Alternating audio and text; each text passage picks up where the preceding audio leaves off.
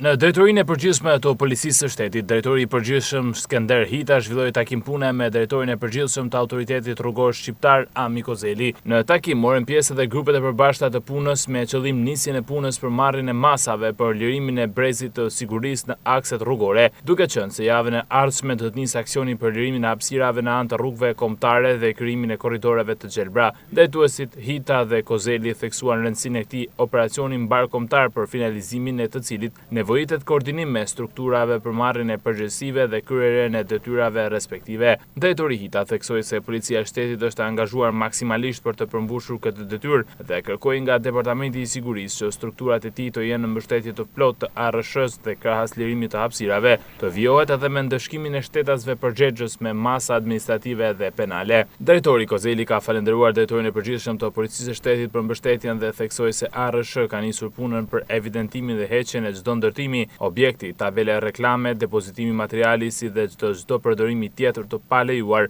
brenda kufirit rrugor, zonës rrugore, brezit të rezervuar dhe hapësirave të nevojshme për fushpamje e sigurisë rrugore në segmentet rrugore kombëtare në administrimin e autoritetit rrugor shqiptar, sipas inventarit të miratuar. Kozeli bëri me dije se drejtoritë rajonale të ARSH-s ka nisur punën për njoftimin e të gjitha bizneseve që me qëllim lirimin e hapësirave të zëna në mënyrë të paligjshme, të marrin masa për heqjen e çdo objekti nga këto hapësira dhe për ndalimin e përdorimit të paligjshëm të hapësirave brenda kufirit rrugor, zonës rrugore, brezit të rezervuar dhe hapësirave të nevojshme për fushpamje e sigurisë rrugore në segmentet rrugore kombëtare në administrimin e ARSH-s.